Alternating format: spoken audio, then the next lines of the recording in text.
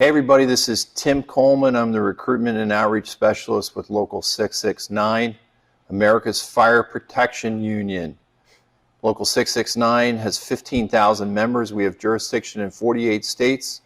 We've been around since 1915, and we handle all incoming water supply into the building and the installation of the overhead fire protection systems. And I'm here with Ashley Porter, a 9-year Journeyperson. We're in Syracuse, New York. We're currently coming to you at Local 81 in the great UA Training Center here in Central New York. And Ashley, I'd like to just ask you, can you share with us your journey into Local 669? Yep. So like you said, I started 9 years ago, and I didn't really know much about sprinkler fitting or that it was a thing to do. I just had a couple of friends that did it and kind of introduced me to it and said, hey, why don't you give this a shot? Like, what's the worst that could happen? So, and that's 9 years ago. And wow. Yeah.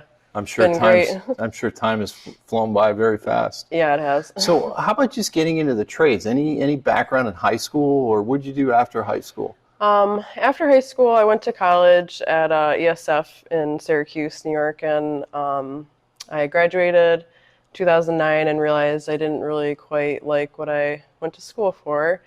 So I still had, student loans to pay off. So I found a couple jobs here and there, and I was bartending, and a couple of the locals or regulars were sprinkler fitters, and kind of were just, hey, they knew I had like a background with liking to work with my hands. Growing up, I always kind of followed my dad around, and any house projects he kind of had me helping him with, so just kind of doing stuff like that around, and like liking to work with my hands and having like a finished product at the end. So just give it, hey, why don't you just give it a shot, So you're working in the bar, and these sprinkler fitters from 669. Yep. Maybe or maybe not, they frequent the establishment. Yes. A couple times. A couple times, right? Maybe, yeah. And so they just said, hey, why don't you check out the trade? And I mean, we were talking earlier, you were also involved in the Pioneer Club at SUNY ESF. Yep. Tell us about that, because that just sounds total badass. Yeah, so it was like a timber sports woodsman team. So like pole climbers? Pole climbing, and wow. Axes and chainsaws and and right all on. this good stuff. Yeah. So we did a lot of competitions and practicing every week, and just like a nice team building and just camaraderie, and learning how to work with the tools, and harvesting wood and all that good stuff. And it was just something I didn't expect to do, but I really enjoyed it, and I met a lot of great people, and that's where I met my husband, and it's just been a fun part of my life. That now, was your husband a pole climber, or was he axe chopper? He did both. He did both. Yeah, okay. He's good at both. Yeah. Wow, that's fantastic. So yeah, that's pretty neat. So here you are, you're working, and these members, these Journeypersons from 669, they said, why don't you apply? So what did you apply to? You applied to the 5-year apprenticeship program. Yeah, right? 5-year apprenticeship program. So I put an application in, and maybe like 2 or 3 weeks later, I got a call back to come in for an interview. The interview went well, and maybe 2 weeks after that, I started working. So I started in the shop, just learning, how to thread pipe, how to groove, cut, all this, what different fittings are. So when I went out in the field, I could actually be of use to a fitter and stuff. So spent about 2 weeks in the shop, and then went out, got let loose on a job site. That's fantastic. So Local 669, which is one of the 225 locals in the United Association of Journeyperson Apprentice Welders, Plumbers, Pipe Fitters, Steam Fitters, HVAC, Refrigeration Techs, and Sprinkler Fitters, we have a 5-year registered apprenticeship program that includes 10,000 hours of on-the-job training and 1,200 hours of technical instruction. So in addition to being trained and developed by subject matter experts, which we call Journeypersons, Ashley, you went to school. You went to sprinkler fitter school. Yep, for 5 years. So we have class on Saturdays, 8 hours. So is that every Saturday? Or Not every Saturday. I believe it's 18 Saturdays a year. Okay. So it may feel like every Saturday, but it's it's not.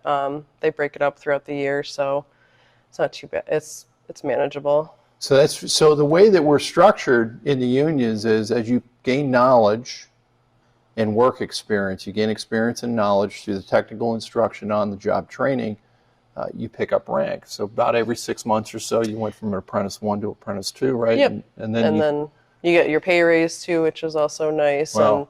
And the further you go, a little bit more responsibility. So that's also a nice feeling. And then eventually, after 5 years, you journeyed out. But in that time frame, can you share with us the apprenticeship contest? Because that's something that you should share with us, because you should be very proud of that. Yeah.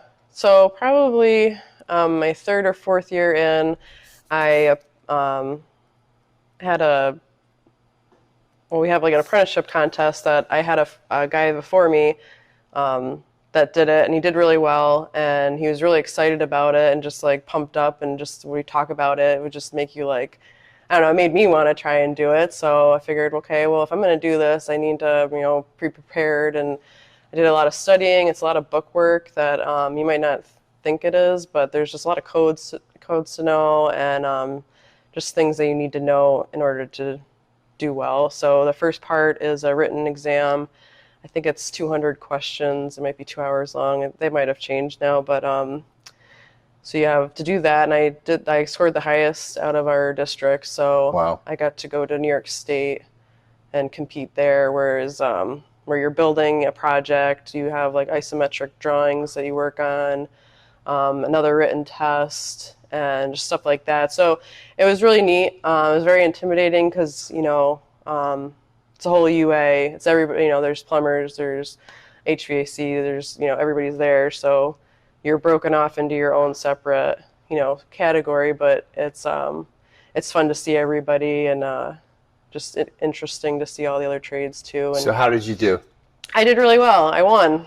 So Ashley won New York State. Yeah. So to put this in perspective, the United Association, this is the pipe trades, has been around for 130 years, has 370,000 members, and we are in 300 locations across the country. The UA is the pipe trades that has built America.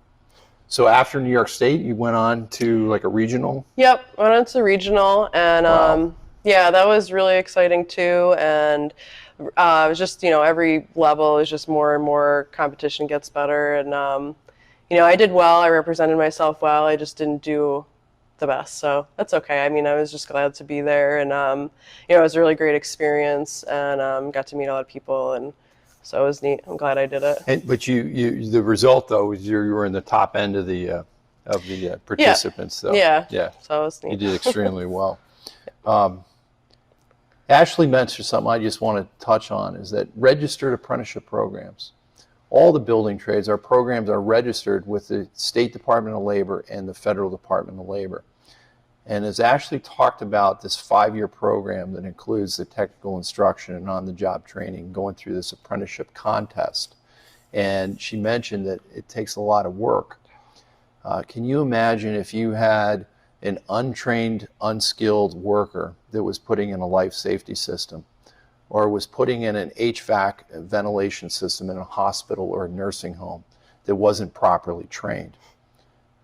Last year, the North American Building Trades Union, which is our big umbrella of all 15 trades in construction and building construction, invested $1.8 billion in training and education. We are America's best kept secret.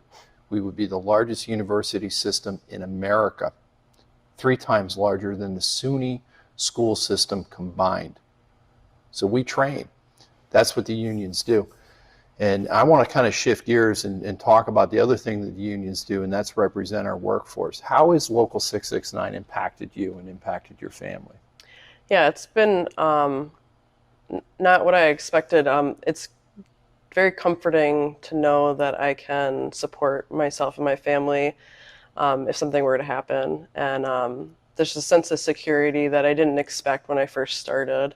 Being able to retire someday and have, a decent pension and health insurance is maybe not something that you think about when you're like 19 or 20, but when you get a little older, it's more and more important, and especially the cost of health insurance these days is kind of crazy. But So would you say that it's been a game changer for you? oh, for sure, yeah. I got in when I was 27. I mean, it would have been nice to get in earlier. I don't know if you kind of appreciate it more, I think, when you're a little older, but it's been great, and I don't think I would want to be doing anything else really. So That's fantastic, and Local 669 is very lucky to have you on our team as well.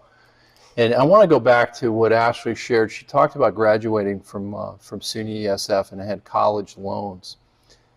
In the United Association, after the 5-year apprenticeship program, our members, as they journey out, earn 40 college credit hours with no debt. We pay for, and that's through our dues, we pay for this education. We're the only organization in the country that invests in its future at no cost to the taxpayers. So think about that, getting a college education without any debt. We pay for your books, we pay for your tools. And I'm excited too, because my experience is exactly the same as what Local 669 has done and the UA has done, has given you and I an ability to earn a living wage, to have benefits for our members and families, and you mentioned the pension programs, to have the opportunity to retire with dignity. And what's interesting, Cornell University cited that the #1 pathway into the middle class over the last 100 years, the last 100 years has been union apprenticeship programs. And that's because of the living wage, benefits for our members and families, and the opportunity to retire with dignity. That's the game changer. Any advice for young women that are thinking about the trades and thinking about fire protection? What would you say to them? yeah, I mean, it's definitely challenging, but it's not something that's out of your grasp if you like working with your hands, getting a little dirty sometimes, and just having like a finished product at the end. Don't let anybody tell you that you don't deserve to be there, or that you shouldn't be on a job site just because you're a woman. You can do whatever they're doing. You just have to keep trying and do your best, and that's all you can ask for, I think. And you've had great success. What are your long-term goals in the fire protection industry?